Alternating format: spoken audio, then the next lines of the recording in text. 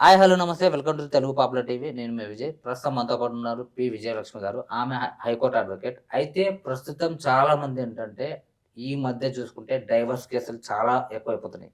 అంటే లైక్ పెళ్లి అవగానే ఒక సంవత్సరంకో లేదంటే ఒక 6 మంత్స్‌కో డైవర్స్ అనేది చాలా ఎక్కువైపోతున్నాయి ఈ మధ్య. అసలు డైవర్స్ తీసుకోవడానికి గల కారణాలేంటి? ఒకవేళ డైవర్స్ తీసుకోవాలంటే అసలు మాక్సిమం ఈ ఎన్ని ఇయర్స్ పడుతుంది? ఒకవేళ మ్యూచువల్ అండర్‌స్టాండింగ్‌కొచ్చి డైవర్స్ తీసుకోవాలంటే వాళ్ళని ఎవరిని అప్రోచ్ అవ్వాలి ఒకవేళ. సో, ఇలాంటివన్నీ మనం మాట్లాడడానికి ప్రస్తుతం ఆమె ఉన్నారు. ఆమెతో డిస్కస్ చేద్దాం. మేడం నమస్తే. నమస్తే ఎలా అండి. ఉన్నారు మేడం? ఫైన్. మీరెలా ఉన్నారు? Fine madam. మేడం చాలా మందికేంటంటే డైవర్స్ తీసుకుంటున్నారు. హ్మ్. అంటే డైవర్స్ అంటే ఏంటి అసలు? డైవర్స్ గురించి ఏం చెప్తారు? మనకి పాత కాలంలో చూసుకుంటే డైవర్స్ సంఖ్య అనేది చాలా తక్కువ ఉంటుండే. ఈ మధ్య డైవర్స్ అనేది కామన్ అయిపోయింది లైఫ్‌లో. మెయిన్ రీజన్ వచ్చేసి అండర్‌స్టాండింగ్ లేకపోవడం, కాంప్రమైజ్ కారు కపుల్స్ అనేది. సో, వాళ్ళ లైఫే కాకుండా కిడ్స్ ఉంటే కిడ్స్ గురించి ఆలోచించడమో, లేదంటే సమాజంలో మాకు ఇలా ఇన్సల్ట్ అవుతది, అలా ఏం ఆలోచించట్లేదు ఇప్పుడు. పాతకాలం రోజుల్లో చూసుకుంటే ఉమ్మడి కుటుంబం గానీ, పిల్లలు ఏమైపోతారో అని చెప్పి ఎంత కష్టమున్నా సరే అడ్జస్ట్ అవుతూ ఉండేవారు. ఈ మధ్య అలా ఏం లేదు.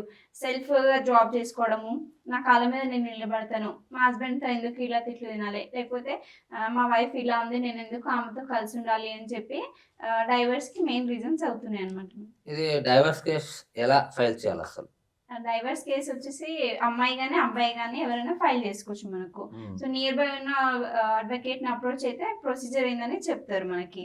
సో, అబ్బాయి మ్యారేజ్ ఎక్కడైంది అని చెప్పి మ్యారేజ్ అయిన ప్లేస్‌లో కూడా ఫైల్ చేసుకోవచ్చు. కొంతమంది మ్యారేజెస్ విలేజ్‌లో అవుతుంటాయి మనకి. వేరే డిస్ట్రిక్ట్‌లో అవుతుంటాయి. అలా జీవనరీత్యానో లేదంటే జాబ్ పర్పసో పిల్లల ఎడ్యుకేషన్ కోసమో వేరే స్టేట్ వచ్చి బతుకుతుంటారు. అక్కడ నియర్ బై ఉన్న ఆధార్ కార్డ్ ప్రకారం మనం ఫైల్ చేసుకోవచ్చనమాట కోర్ట్‌లో ఓకే. కేసనేది. ఈ డైవర్స్ అనేది ఎక్కడ ఫైల్ చేయొచ్చు? ఇదే ఇంతకుముందు చెప్పుకున్న విధంగానే మ్యారేజ్ ఎక్కడైతే ఆ ప్లేస్‌లో ఫైల్ చేసుకోవచ్చు మనం. అడ్వకేట్ దగ్గరికెళ్తే అడ్వకేట్ సజెషన్ ఇస్తారు. హ్మ్. సో, ఆధార్ కార్డ్ ప్రకారమో లేదంటే ఇన్విటేషన్ కార్డ్‌లో ఉన్న అడ్రెస్ ప్రకారం చేసుకోవచ్చు. కొంతమంది వేరే ప్లేస్‌లో వచ్చి సెటిల్ అవుతూ ఉంటారనమాట. సో, అక్కడ రెంట్‌కుంటే రెంటల్ అగ్రీమెంట్ ప్రకారం మనం ఫైల్ చేసుకోవచ్చు కేస్ హ్మ్. అనేది. హ్మ్. ఒకవేళ డైవర్స్ తీసుకోవాలన్నప్పుడు దాన్ని కంప్లెయింట్ చేయాలంటే అసలు ఎన్ని ఇయర్స్ పడుతుంది దాదాపు? మనకు మాక్సిమం 3 ఇయర్స్ పడతది. ఇంకా ఫాస్ట్ కావాలి అంటే మన అడ్వకేట్‌కి చెప్పి ఫాస్ట్ కావాలి. నా ఏజ్ ఇలా ఉంది. నాకు ఇలాంటి సో అండ్ సో ప్రాబ్లమ్స్ ఉన్నాయని చెప్పి వాయిదాలు లేకుండా చూసుకోవాలి మనకి మెయిన్‌గా. వాయిదాలు పడతా ఉంటే డేస్ అనేది గడుస్తుంటది. 3 ఇయర్స్ కాస్త 4 ఇయర్స్, 5 ఇయర్స్ కూడా అయ్యే అవకాశం ఉంటదనమాట. సో, మనకు వాయిదాలు లేకుండా ఫాస్ట్‌గా చేసుకోవాలి. మనకి హ్మ్. నెక్స్ట్ స్టేజ్ ఇది ఉంది అన్నప్పుడు అడ్వకేట్ కూడా చెప్తారన్నమాట. ఈ స్టేజ్ ఉంది అన్నప్పుడు దానికి సంబంధించిన ఆధారాలు గానీ, లేదంటే దానికి సంబంధించిన ఇన్ఫర్మేషన్ గానీ అడ్వకేట్‌కి టైంకి అందించాలి క్లయింట్స్ గూడా. ఓకే. కొంత క్లయింట్స్ పరంగా గూడా లేట్ అవుతూ ఉంటది మనకి. హ్మ్. అలా. ఒకవేళ కేస్ ఫైల్ చేయగానే మనకు డైవర్స్ వస్తాయా? కేస్ ఫైల్ చేయగానే ఇమ్మీడియేట్‌గా డైవర్స్ అనేది రాదండి మనకి. మన నోటీస్ ఎళ్తది. ఫర్ ఎగ్జాంపుల్ వైఫ్ ఫైల్ చేసిందనుకుందాం. హస్బెండ్‌కి నోటీస్ ఎళ్తది. నోటీస్ ఎళ్ళిన తర్వాత ఇమ్మీడియేట్‌గా హస్బెండ్ వస్తాడు నెక్స్ట్ హియరింగ్‌లో. వచ్చినప్పుడు కోర్ట్ అబ్జర్వ్ చేస్తదనమాట. అంటే మనకి కౌన్సెలింగ్ అవుతది కోర్ట్‌లో. కౌన్సెలింగ్‌లో సెటిల్ అయ్యే ఛాన్స్ ఉంటది. ఎలా అయితే కలిసి ఉండడానికి లేదంటే విడిపోవడానికి. అలాంటి టైంలో మనకి కొద్దిగా షార్ట్ పీరియడ్‌లో డైవర్స్ వచ్చే ఛాన్స్ ఉంటది. కొంతమంది కేస్‌లో ఎలా ఉంటదంటే ఎందుకు నేను డైవర్స్ ఇయ్యాలి ఈమెకి, పిల్లలున్నారు. లేదంటే నాకు నా వైఫ్ అంటే ఇష్టము. లేదంటే నా హస్బెండ్ అంటే నాకిష్టము. నేను డైవర్స్ ఇయ్య అని చెప్పి అలా ఉంటారు. అలాంటి సిట్యుయేషన్‌లో మనకి 3 ఇయర్స్ కంపల్సరీ అవుతది. ఓకే. మాక్సిమం 3 ఇయర్స్ అయితది. ఓకే. అయితే ఏదైతే కేస్ ఉంటదో అది ఫాస్ట్‌గా కంప్లెయింట్ చేయాలంటే అసలు ఎలా చేయాలి? అదే ఫాస్ట్‌గా చేసుకోవాలంటే మనకు వాయిదాలు లేకుండా చూసుకోవాలి. అడ్వకేట్ ఏదైనా ఇన్ఫర్మేషన్ అడిగితే టైమ్ టు టైమ్ ఇన్ఫర్మేషన్ ఇయ్యాలి. ఆధారాలైనా సరే ఇయ్యాలి. స్టేజ్ వైస్‌గా క్లయింట్‌కి అడ్వకేట్ చెప్తూ ఉంటారనమాట. సో, అడ్వకేట్ చెప్పిన విధంగా ఇంటూ వాయిదాలు లేకుండా చూసుకోవాలి మనకు కోర్ట్‌లో. అయితే ఇప్పుడు డైవర్స్ కేస్ మనకి కోర్ట్‌లో పెండింగ్ ఉన్నప్పుడు ఓకే. మనం వేరే కేస్ ఫైల్ చేయొచ్చా? మనం వేరే కేస్ కూడా ఫైల్ చేసుకోవచ్చు. ఫస్ట్ వైఫ్ డైవర్స్ ఒకటొస్తే చాలు అనుకునే ఇంటెన్షన్ తోటి ఫైల్ చేస్తుంటారు. 1 ఇయర్, 2 ఇయర్స్ అలా గడుస్తుంటే వాళ్ళకి ఫుడ్‌కి గానీ, లేదంటే మెయింటెనెన్స్‌కి గానీ, కిడ్స్ ఉంటే వాళ్ళకి ఎడ్యుకేషన్ గానీ అమౌంట్ అనేది రాదు. లేదంటే కొన్ని సిట్యుయేషన్‌లో జాబ్ చేస్తూ ఉంటారు. ఏదో ఒక రీజన్ తోటి జాబ్ పోయిందనుకోండి. అలాంటి టైంలో రెంట్ కట్టడానికి ప్రాబ్లమ్ అయితది. పిల్లల ఎడ్యుకేషన్‌కి, ఆమెకు బేసిక్ నీడ్స్ కూడా అమౌంట్ ఉండవు. అట్లాంటి సిట్యుయేషన్‌లో మనకి వైఫ్ అనేది ఇంకో కేస్ కూడా ఫైల్ చేసుకోవచ్చు. మెయింటెనెన్స్ కేస్ ఫైల్ చేసుకోవచ్చు కోర్ట్‌లో. అలా కాకుండా ఈ హస్బెండ్ నుండి ఏదైనా ప్రాబ్లం వచ్చినా కూడా క్రిమినల్ కేసు అలా కూడా ఫైల్ చేసుకోవచ్చు మనము. పిల్లలు ఉంటే జీడబ్ల్యూఓపీ కేసు కూడా ఫైల్ చేసుకోవచ్చు మనం. మెయింటెనెన్స్ కావాలి అని చెప్పి అలా. ఓకే. ఒకవేళ మనకు డైవర్స్ కేసు ఫైల్ చేసే ముందు 498 ఓకే.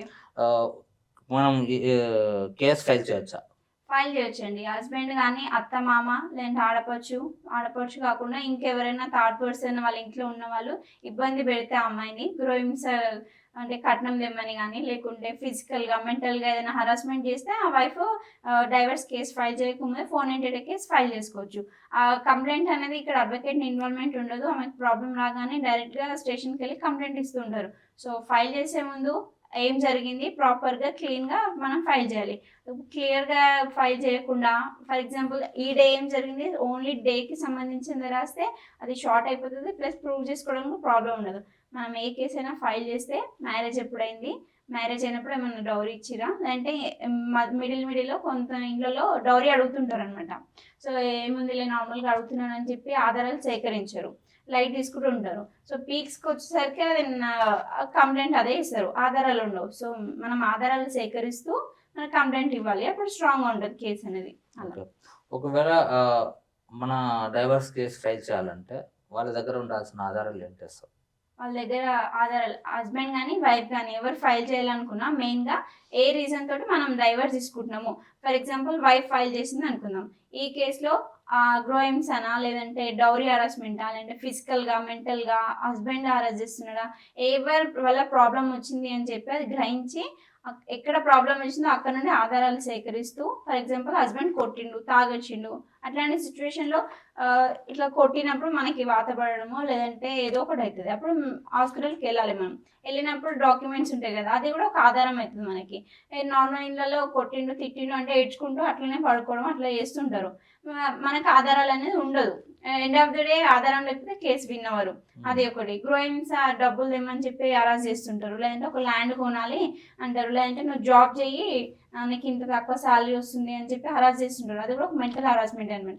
ఈమె పర్సనల్ ప్రాబ్లం ఈమెకు ఉంటుంది, ఎక్కువ ఎడ్యుకేషన్ లేకపోవచ్చు, ఆ రీజన్ తోటి తక్కువ శాలరీ వచ్చే ఛాన్స్ ఉంటుంది. సో ఈమె హస్బెండ్ చెప్పినా వినరు, అది కూడా ఒక మెంటల్ హరాస్మెంట్ అవుతుంది అనమాట.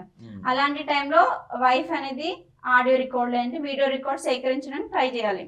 అది పెట్టుకుంటే ఆమె కేసు ఫైల్ చేసినప్పుడు స్ట్రాంగ్ ఉండదు కేసు అనేది. ఒకవేళ డైవర్స్ కేసు మనకి కోర్టులో విన్ అవ్వకపోతే, ఆ హస్బెండ్ అయినా వైఫ్ అయినా విన్ అవ్వకపోతే అప్పుడు ఏం చేయాలి అసలు? విన్ వైఫ్ అయినా హస్బెండ్ అయినా ఎవరో ఒకరు విన్ అయ్యే ఛాన్స్ ఉంటుంది. అలా విన్ అవ్వకపోతే అప్పీల్కి వెళ్ళొచ్చు, మనం మళ్ళీ హైకోర్టులో వేసుకొని మనం కేసు అనేది ఫైట్ చేసుకోవచ్చు. సో అదే మనం కేసు విన్ అవ్వాలి అంటే అబ్బాయి అయినా అమ్మాయి అయినా స్ట్రాంగ్గా ఉండాలంత ఎవిడెన్స్ అనేది. ఇంకొకటి ఇక్కడ లైఫ్ అనేది స్పాయిల్ చేసుకోకుండా సెటిల్ అయ్యే ఛాన్స్ ఉంటే మిడిల్లో సెటిల్ కూడా చేసుకోవచ్చు. ఒకవేళ ఇప్పుడు హస్బెండ్ అయినా వైఫ్ అయినా డివోర్స్ తీసుకోవడానికి అసలు ఎలాంటి జాగ్రత్తలు తీసుకోవాలి తీసుకునేటప్పుడు? మెయిన్గా మనకి డైవర్స్ కేసు అనగానే ఒక్కొక్క అడ్వకేట్ ఒక్కొక్క స్ట్రాటజీ ప్రకారం కేసు అనేది రాస్తుంటారు, మూవ్ చేస్తుంటారు, కోర్టులో ఫైల్ చేస్తారు. సో మెయిన్గా మనకి మ్యారేజ్ ఎప్పుడైంది, డౌరీ ఏమి ఇచ్చిరు, ఆ తర్వాత ఎలాంటి ప్రాబ్లమ్స్ వచ్చినాయి ఏంది, ఫ్యూచర్లో మ్యూచువల్ డైవర్స్ తీసుకోవాలి అనుకుంటే ఒక రకంగా ప్రిపేర్ చేసుకోవాలి. మనకి కంటెస్టెడ్ డైవర్స్ అంటే ఇంకోలాగా ప్రిపేర్ చేసుకోవాలన్నమాట. సో పిల్లలు ఉంటే పిల్లలకు ఎవరికి చెందాలి, లేదు అంటే హస్బెండ్ కొంత సిచ్యువేషన్లో హస్బెండ్ నాకు కావాలి అంటాడు, వైఫ్ కావాలి అంటారు. మనం క్లియర్గా మెన్షన్ చేసుకోవాలన్నమాట. ప్రాపర్గా మనం for example main divorce case file చేస్తారు అనుకోండి, అందులో ఒక రకంగా స్టోరీ రాస్తుంటారు తెలియక. అడ్వకేట్ మంచి చేయలేదనో లేకపోతే నచ్చకనో ఏదో ఒక రీజన్ తోటి వేరే అడ్వకేట్ దగ్గరికి వెళ్తూ ఉంటారు. అప్పుడు మెయింటెనెన్స్కి వెళ్ళి ఫైల్ చేయాలి, ఆ అడ్వకేట్ వేరే రకంగా రాస్తారనమాట. ఒక్కొక్క అడ్వకేట్ డిఫరెంట్ థాట్స్ ఉంటాయి. క్లయింట్ విన్ చేయించాలంటే స్ట్రాటజీ వేరే ఉంటుంది. సో ఇందులో వచ్చేసరికి వేరే స్టోరీ రాస్తారు. అక్కడ ఏమవుతుంది, ఇందులో ఉన్న స్టోరీ వేరే ఉంటుంది, సెకండ్ కేసులో స్టోరీ వేరే ఉంటుంది. అప్పుడు విన్ అవ్వడానికి ఛాన్స్ ఉండదంట. సో మనం ఫస్ట్ ఏ అడ్వకేట్ దగ్గరికి వెళ్ళినా లేదు అంటే స్టేషన్కి వెళ్ళి కంప్లైంట్ ఇచ్చినా సరే స్టోరీ అనేది సేమ్ ఉండాలి. మనకి మెయిన్ విన్ అవ్వాలి కేసు అంటే తీసుకోవాల్సిన జాగ్రత్తలు ఇదే, స్టోరీ అనేది సేమ్ ఉండాలి.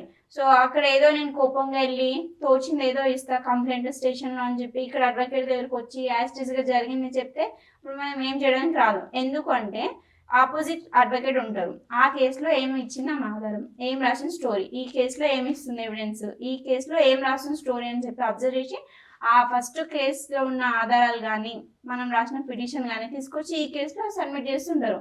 ఇప్పుడు మనం లూజ్ అయ్యే ఛాన్స్ ఉంటుంది, విన్ అవ్వం కేసు. సో ఎప్పుడైనా సరే స్టోరీ అనేది ఏ కేసు ఫైల్ చేసినా సరే మాక్సిమం అదే స్టోరీ రాయాలన్నమాట విన్ అవ్వాలి అంటే. ఇది మెయిన్ మనం తీసుకోవాల్సిన జాగ్రత్తలు. మ్యూచువల్ డైవర్స్లో వచ్చేసరికి కొంతమంది డైవర్స్ వస్తే చాలే ఇంకేముంది ఆమె లైఫ్ ఆమె బతుకుతుంది, లేదంటే నా లైఫ్ నేను బతుకుతా అని చెప్పి హస్బెండ్స్ అట్లా డిసైడ్ అవుతుంటారు. ఇలాంటి టైంలోనే చాలా జాగ్రత్తగా ఉండాలి మనము. ఇప్పుడు తప్పించుకున్నామని చూసుకోవద్దు, ఫ్యూచర్లో వచ్చే ప్రాబ్లమ్స్ ఏంటని చెప్పి ఆలోచించి డిసిషన్ తీసుకోవాలి. పిల్లలు ఉన్నారనుకోండి క్లియర్గా మెన్షన్ చేసుకోవాలి మనం ఎంఓఈలో. కిడ్స్ నా వైఫ్కే దగ్గర ఉంటారు, నేను ఇంకోసారి కిడ్స్ గురించి ఏ పిటిషన్ ఫైల్ చేయను, లేదంటే ఫ్యూచర్లో నా కిడ్స్ని మంత్లీ ఒకసారి చూస్తా. మనకి ఏం కావాలి మెయిన్ ఆ పాయింట్స్ అన్ని రాసుకోవాలి. మెయిన్ మెయింటెనెన్స్ని మెన్షన్ చేయరు ఎక్కడ కూడా. లైఫ్ టైం మెయింటెనెన్స్ కానీ, పర్మనెంట్ అల్యూమినెన్స్ కానీ, లేదంటే పిల్లలు ఉంటే పిల్లలకి, లేదంటే వైఫ్కి కానీ ఫిక్స్డ్ డిపాజిట్ అమౌంట్ చేస్తున్నా అదేం మెన్షన్ చేయరు. ఇచ్చేస్తాం కదా అమౌంట్, సైలెంట్గా ఉంటే అయిపోతుంది. ఏమో రాసుకోవాలంటే మళ్ళీ దీనికి కొద్దిగా ఖర్చు అవుతుంది, లేదంటే అవగాహన ఉండదు కొంతమందికి రాసుకోవాలని చెప్పి. సో ఎప్పుడైనా సరే అమౌంట్ గురించి చిన్న అమౌంట్ అడ్వకేట్కి అమౌంట్ పే చేయాలి. సో అది ఆలోచించకుండా మనకి ఫ్యూచర్లో వచ్చే ప్రాబ్లమ్స్ రాకుండా ఉండాలి అంటే మనం ప్రాపర్గా రాసుకోవాలన్నమాట. అలా ఫైనల్గా మనం మాట్లాడుకుంటే డైవర్స్ కేసు ఒకవేళ సరిగ్గా ఫైల్ చేయకపోతే ఎలాంటి ప్రాబ్లమ్స్ వస్తాయి? సరిగ్గా ఫైల్ చేయకపోతే కేసు అనేది విన్ అవ్వకపోతే ఫ్యూచర్లో ఆమె ఇంకో ఎవరైతే గెలిచిరో వాళ్ళు సైలెంట్గానే ఉంటారు. ఫర్ ఎగ్జాంపుల్ హస్బెండ్ వచ్చేసి ఆర్సీఆర్ ఫైల్ చేసిన అనుకుందాం, ఆమె డైవర్స్ అంటది, నాకు డైవర్సే కావాలి అంటది. అతను కలిసి ఉండాలి అని చెప్పి ట్రై చేస్తూ ఉంటాడు, ఓడిపోయాడు. ఇంకోసారి అప్పీల్కి వెళ్తాడు. మెయిన్గా ఇక్కడ లాస్ అయ్యేది ఏజ్, టైము, అడ్వకేట్ ఫీ, లేదంటే కోర్టు చుట్టూ తిరగడము, ఇవన్నీ లాస్ అవుతారు. అది మెయిన్ ప్రాబ్లమ్స్ వస్తుంటాయి అనమాట. Thank you so much madam, చాలా చక్కగా చెప్పారు.